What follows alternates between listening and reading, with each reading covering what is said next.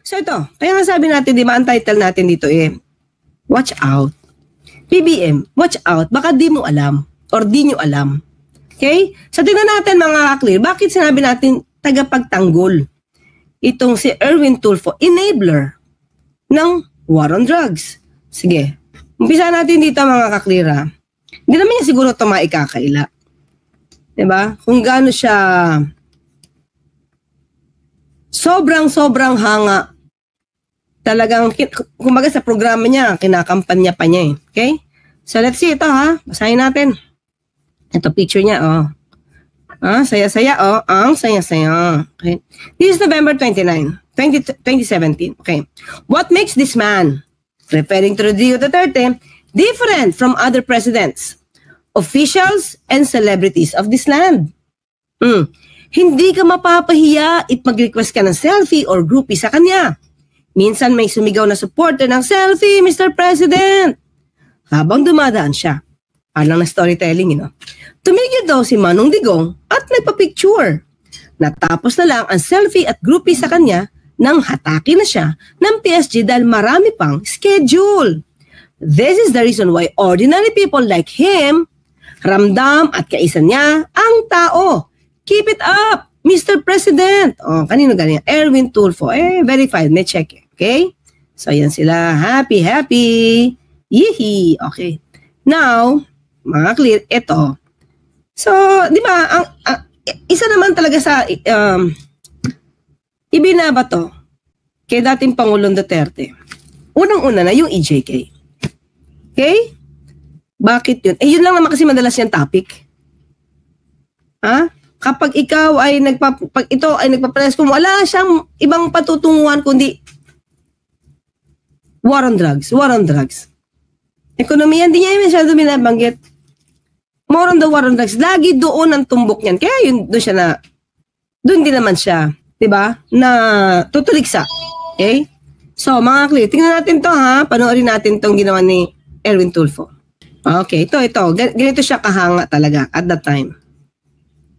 Mga kuan natin, ito po ito po ay nasa imprenta na ang aklat po ni Duterte. Ito po yung unang aklat. Ayan po, ayan. At nililimbag na rin ngayon itong ikalawang aklat Duterte. Ayan po yan. Nandyan na po sa mga kuan yan, sa imprenta. At itong bagong tipan, ang aklat ni Duterte, para sa mga millennial, nililimbag na rin ho ngayon. Diyan na rin po sa mga printing press. At itong katlong aklat, ang aklat Duterte Part 3. May sabay-sabay ho kasi. Yan may baril pa yan mga ka-clear May baril pa yung picture na yan. Talagang overwhelmed.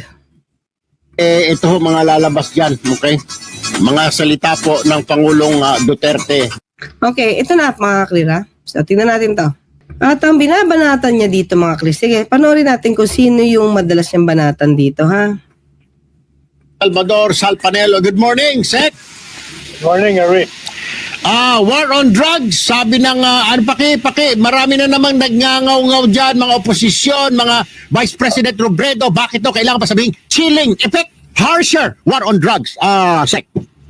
Sabi mo kay VP Lenny para mapangalagaan ang kaligtasan niya sa mga oposisyon, mga others. Sinuportahan din daw, sir, tama po ba nung Wednesday nung mag-courtesy call ang US Ambassador kasama yung mga ilang grupo ng mga opisyal at negosyante mula US ay sinuportahan nila ang war on drugs ng Pangulo, Sec, is this correct? Yes, in addition to sinuportahan din yung paglaban ni Presidente sa terorismo. Well, what does this mean actually, sir? Maraming nagyehay palakpakan, kulang pa daw kasi medyo naging malamyan this past few weeks, few months. So, mga ka-clear, di ba pati siya, iniisip niya, dapat mas grabe? Kasi for past few weeks, kailan ba to? Tingnan ko lang mga clear ha, tingnan ko lang kung anong year to. 2019. Feb 22, 2019. Okay? War on drugs. Ngayon it's a welcome news daw para sa mga solid Duterte supporters. So sinabi ng Pangulo, chilling effect. Pero what does he really mean by a chilling, there will be a chilling effect? Ang ibig sabihin nun tinatakot niya yung mga drug lords, drug pushers, Oo. na itigil na nila. Kasi alam mo, ang problema dito sa mga politiko, Oo. yung sabi nila, bakit harsher ngayon? Siguro, kasi hindi effective. Sabi ko naman, di ba? Ibig sabihin, yung una pa lang nilang ginawa, hindi pa pala harsh. So, dapat, okay lang din kay Erwin Tulfo, harsher. Di ba? Yun yung pinopromote nila dito eh. alam nyo, kung hindi effective yan, hindi lang 3 million ang magiging involved. Baka 10 million na yan. Oo, tama. Oo. So ito, umamin ba si Panelo na may 3 million na involved? Di ba yun yung naging topic nila dati ni Attorney Conti? Dinidinay naman niya na pakita yung ebidensya. Pero parang inaamin niya naman dito eh. Hindi lang 3 million ang involved, baka maging 10 million pa. Sabi ko nga rin sa programa ko, sir, kapag nag-umpisa na itong harsher and chilling effect na ito, magkukolorum na ako ng mga bus na biyaheng langit, Secretary. Di ba? Nakita nyo? Enabler talaga, di ba? Tagapagtanggol. Tagapagtanggol siya. Kung, di ba, okay sa kanya na may bahira ng dugo. Kaya parang mali doon si PBBM. Sabi niya yung mga kandidato niya, walang bahid ng dugo patungkol sa EJK. Ay, tokhang pala. The word is tokhang. Dito, magkukolorum siya ng bus papuntang langit. Ano ibig sabihin nun, di ba? Allowed niya ang killings. EJK. Diba? Anyway, moving on, sir. Sabi ng DILG, Sec, 349 local government officials involved in financing the NPA. Sec. Well, kung meron tayong mabigat na ebidensya dyan, dapat tanggalin na natin yan. Kasuhan, di po ba? Kasuhan. At saka tanggalin sa posisyon sa pamamagitan ng eleksyon. Tama. Yun hong hiningi naman ng DILG, Secretary. But anyway, sir, maraming salamat po. Have a nice weekend, Sec. Salamat, ikaw din. Thank you po. Thank you. Narinig mo na, Madam Leni. Para sa kabutihan mo rin yan, yung chilling effect, harsher, war on drugs, Madam Leni. Ay, paano? Talaga tanggap niya, di ba? Enabler. PBBM, watch out. Ingat, di ba?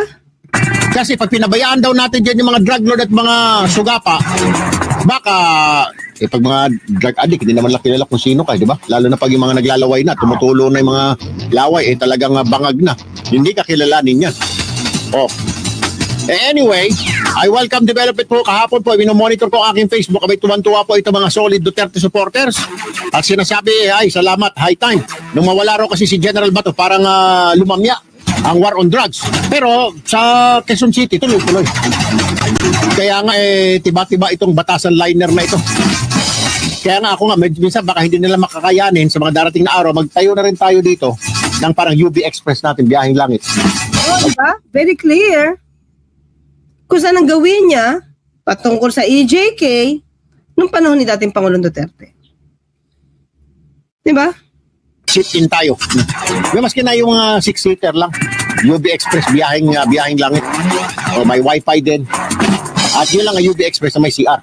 Tirinola lang. Ano ba? Kailangan ba naman CR? Di naman magkasya sa banang CR. Tirinola lang. Lagyan mo na ng kortina. Ay, naku, Diyos ko po. Alas 10. Okay, ito pa mga kaklira. Napakita ko lang sa inyo. Mga resibo. Ito. Magandang umaga. Ay, magandang umaga. Paring Weng, magandang gabi dito. Ito naman ay October 29, 2019. Sa amin dito, nandito tayo ngayon sa state site. Yan, oo. Ang sarap dyan. Oo. Ay, pero pinag-uusapan ano? Ng mga kababayan natin, mga Pilipino, Kaya dito sa LA, tungkol dyan sa lumabas ngayon na alok ng Pangulong Duterte kay Leni Robredo. Yan. 6 months. 6 months para sukpuin ng droga dahil nga reaction ito ng Pangulo dahil sinabi niya Leni na palpak ang drug war ng Pangulo. At lalo pang nainis sa mga kababayan natin dito, paring Weng, sa LA dahil na sumingit pa raw itong Kiko Pangilinan. Sumingit pa ng 3 taon daw. Ang sabi sa mga kababayan natin dito, lalo na yung mga medyo may edad na, mga senior citizen dito, nung sila daw nakaupo dyan ng 6 na taon, ala namang ginawa yung liberal. Ngayon, hihingi nila yung 3 taon para sa anti-criminality at anti-drugs. Pero mukhang nilinaw ni Pangulong Duterte, paring Weng, na yung sa drug lamang, drug war, at hindi naman sufficient order. Tama? No, yun lang. Magiging traffic czar, drug czar. O baka later on pwede gawing traffic czar na rin. Total, nagre-react din sila sa traffic eh. Pero alam mo, paring Weng, tama naman yung mga kababayan natin dito at sang-ayon ako. Bakit mo, sang-ayon ako na ibigay na Pangulong Duterte yung pagiging drug czar dyan kay Leni Robredo para tignan natin. Kasi ang Pangulong Duterte, 3 taon, hirap na hirap pa rin. Ginawa ng lahat. Pero sila, maganda yung matikpan nila, paring Weng, kung gaano kahirap at kalala ang problema na ito ay babawal na gamot sa atin, di ba? Kung ano-ano na ginawa ng Pangulo, mga todo na yung ponto, lahat ng mga intelligence, etc. Abay, ala pa rin nangyayari dahil talagang malalim na ang problema nito. Pero itong mga liberal na ito, yaw-yaw ng yaw-yaw, ngak-ngak, akala mo sorry, kaya tama siguro Pangulo, ibigay sa kanila ng 6 na po, tignan natin kung may magagawa sila. Dahil pa na yung concern nila na failed drug war daw, failed drug war. Tignan natin kung ano magagawa nila, paring Weng. Hindi nga daw sinabi niya na failed sabi niya daw baka may pwede daw i-adjust o ayusin lang sa kampanya ng droga. Hindi niya sinabing itigil daw. Nag-tweak lang daw. Ewan ko ano ibig sabihin ng tweak kasama Erwin. Kasi hindi ako expert. Sinabi niya failed drug war. Sinabi niya, wala naman siya sinabing gano'n. Mukhang nagsisinungaling siguro. Baka nagsisinungaling yung 10 mga puputsit at 10 tabloid. Wala na. Pinakinggan niya ulit daw yung interview niya ibig sabihin baka hindi daw siya sigurado. Alam mo, paring Weng, nagpapalusot na lang yan. Ngayon, mukhang kakainin niya yung sinabi niya na this is a failed drug war. Ngayon, binibigyan ng Pangulo. Diba? So, talagang gustong-gusto ni Erwin Tulfo yung war on drugs. Hindi nga niya sinasabing failed Hindi yun failed war on drugs. Okay? Yung laban kontra sa droga, tignan natin kung ano ipabatpat niya. Nagmamagaling kasi, pasok pa ng pasok ito mga putragis ng mga liberal. Sila Kiko Pamilina, nakalabo na dawa. Kung baka nakakalimutan niya, paring Weng, 6 na taon sila dyan. Bakit nila in-advise si Pinoy? Bakit nila in-advise si Roa sa nag-TILG? Bakit puro sila kayong ngaw-ngaw, sasabihin nila ngayon, palpak yung drug war. Kung hindi pa naman mga buwang yung mga yan, di ba? Tira sila ng tira. Ngayon, hindi sila nakaupo. Gusto nila umupo. Ngayon, bibigyan sila ng 6 na buwan. Papawiin, sasabihin, tweak lang daw. Hindi naman niya sinabi na gano'n. Malinaw naman, Weng, di ba? Sus Mariosep. Alam mo, ang problema sa kanila, paring Weng, ngayon, nangangarap itong mga buang na ito. Gusto bumalik sa pwesto. 3 taon daw ibigay sa kanila dahil sa Pangulo na 3 taon, wala nangyari.